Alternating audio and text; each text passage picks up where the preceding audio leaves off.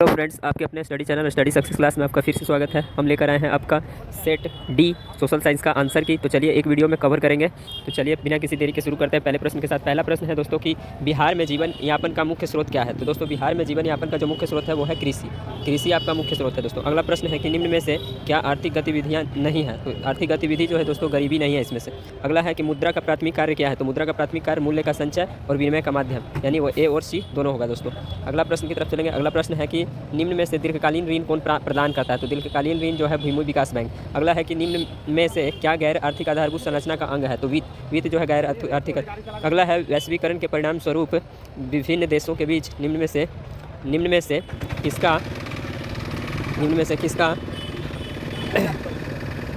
किसका उपयोग होता है। तो अगला है दोस्तों कि पूंजी उद्योग। तो इसमें से सभी हो जाएगा दोस्तों, इसमें से सभी। अगला प्रश्न है आपका, अगले प्रश्न की तरफ चलेंगे। तो अगला प्रश्न है आपका कि सरकार द्वारा आर्थिक क्रियाओं पर अनावश्यक नियंत्रणों को एवं प्रतिबंधों को हटाना क्या कहलाता है। उदारीकरण कहलाता है दोस्तों, उदारीकरण। अगला प्रश्न है कि वस्तु एवं सेवा का मूल्य या क्षतिपूर्ति 1 करोड़ से अधिक होने पर उसका शिकायत कहाँ होगा। तो राष्ट्रीय आयोग में होगा दोस्तों। अगला है सबसे लंबा राष्ट्रीय राजमार्ग कौन सा है। तो राष्ट्रीय राजमार्ग 1। अगला है कि सरिस्का वन्य अभ्यारण्य कहाँ स्थित है। तो राजस्थान में है दोस्तों, राजस्थान में। अगले प्रश्न की तरफ चलेंगे। अगला प्रश्न है कि कैगा परमाणु विद्युत संयंत्र कहाँ स्थित है। तो कर्नाटक में है। उसके बाद भारत में सार्वजनिक क्षेत्र के कितने परिष्करण केंद्र हैं। तो 25 है दोस्तों। अगला ब्रह्मपुत्र नदी तिब्बत में किस नाम से जानी जाती है। सांगपो के नाम से जानी जाती है। अगला है कि भारत की सबसे पुरानी तेल शोधन। इसमें कन्फ्यूजन है दोस्तों, वैसे डिब्रूगढ़ होना चाहिए। आप लोगों को अगर पता होगा तो आप लोग कमेंट कीजिए। अगला प्रश्न की तरफ चलेंगे। तो अगला प्रश्न है हमारा कि निम्नलिखित में से कौन रोपण फसल है। तो सभी रोपण फसल है इसमें। फिर प्राकृतिक गैस किस खनिज के साथ पाई जाती है। पेट्रोलियम के साथ पाई जाती है। उसके बाद 17 प्रश्न को अभी हमने हल नहीं किया, छोड़ दिया है। जो प्रश्न हल करे गए हैं उनका हम सोल्यूशन दे रहे हैं दोस्तों। गांधी जी ने साबरमती आश्रम की स्थापना कहाँ की। तो अहमदाबाद में की थी दोस्तों।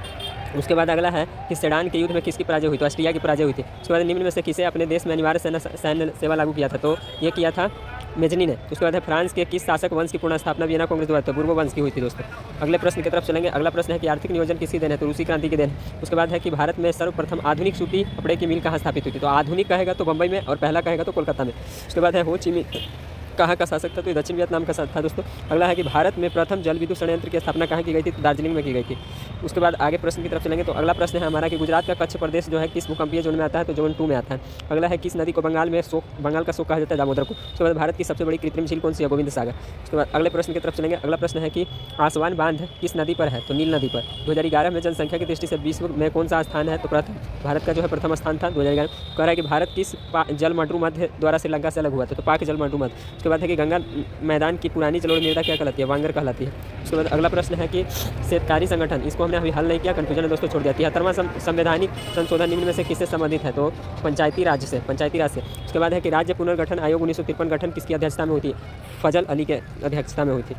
उसके बाद अगले प्रश्न की तरफ चलेंगे। अगला प्रश्न के निम्न में से, इसको तो हमने सोल्व नहीं किया दोस्तों। अगला 37 नंबर देखेंगे। निम्न में से कहाँ संघीय सरकार की प्रणाली नहीं है। चीन में नहीं है दोस्तों। अगला निम्न में से किस विषय को राज्य सूची के अंतर्गत, सभी को राज्य सूची के अंतर्गत रखा है। अगला भारतीय संविधान की 8वीं अनुसूची में जो है 22 भाषाओं को मान्यता मिली है। अगला प्रश्न है हमारा कि राजनीतिक दलों को चुनाव चिन्ह कौन आवंटित करता है। तो चुनाव आयोग करता है। उसके बाद भारत में राष्ट्रीय आय की गणना किसके द्वारा की जाती है। केंद्रीय सांख्यिकी कार्यालय के द्वारा। अगला बोल्शेविक दल का नाम बदलकर साम्यवादी दल किसने रखा था। लेनिन ने रखा था। उसके बाद अगले प्रश्न की तरफ चलेंगे। तो अगला प्रश्न है हमारा कि बंगाल विभाजन को कब रद्द किया गया था। तो आपका 1911 में। 1905 में बंगाल विभाजन को किया गया था और 1911 में वापस लिया। अगला लाला हरदयाल ने निम्न में से किसकी स्थापना की है। गदर पार्टी की स्थापना की है। उसके बाद भारत सरकार अधिनियम 1919 को किस अन्य नाम से जाना जाता है। मोंटेग्यू चेम्सफोर्ड के नियम से भी जाना जाता है।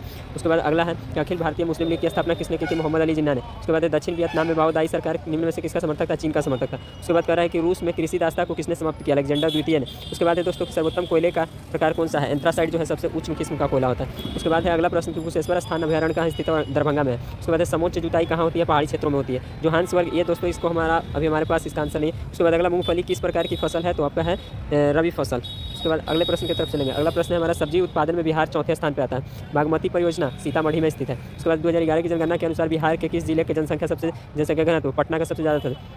उसके बाद है राज्यपाल की नियुक्ति कौन करता है। तो राज्यपाल की नियुक्ति राष्ट्रपति करता है दोस्तों, राष्ट्रपति। उसके बाद है कि लोक जनशक्ति पार्टी का गठन किसने। रामविलास पासवान ने। उसके बाद पंचायती राज स्थानों में विघटन की स्थिति में कितने समय का चुनाव के लिए जो है समय होता है। तो ये होता है 6 माह का। उसके बाद है कि किस राज्य को काटकर मेघालय का गठन किया गया था। असम को काटकर दोस्तों, असम का ही भाग है मेघालय। उसके बाद ग्राम कचहरी का प्रधान कौन होता है। सरपंच होता है। उसके बाद है कि निम्न में से किस देश में एकात्मक शासन व्यवस्था है। फ्रांस में एकात्मक शासन व्यवस्था है दोस्तों। इस प्रश्न को हमने नहीं बनाया है, इसको छोड़ देंगे। उसके बाद है अगला बीजू जनता दल किस राज्य से संबंधित है। बिहार से संबंधित है। उसके बाद अगले प्रश्न की तरफ चलेंगे। अगला प्रश्न है कि सकल घरेलू उत्पाद में किस क्षेत्र का योगदान सबसे अधिक है? तो प्राथमिक क्षेत्र का योगदान सबसे अधिक है। उसके बाद इस प्रश्न को नहीं हमने हल किया, इसको छोड़ देंगे। निम्नलिखित में से किसमें मूल्य ह्रास मान शामिल है? तो GNP, ग्रॉस नेशनल प्रोडक्ट। उसके बाद है अगला कि भारतीय आर्थिक सुधारों में किसे शामिल किया गया है? तो सभी को, निजीकरण, उदारीकरण, वैश्वीकरण। उसके बाद है कि पूंजी का पारिश्रमिक क्या कहलाता है? मिश्रित आय कहलाता है दोस्तों। तो निम्नलिखित में से किस संपत्ति की तरलता सबसे कम होती है? बॉन्ड की सबसे कम होती है।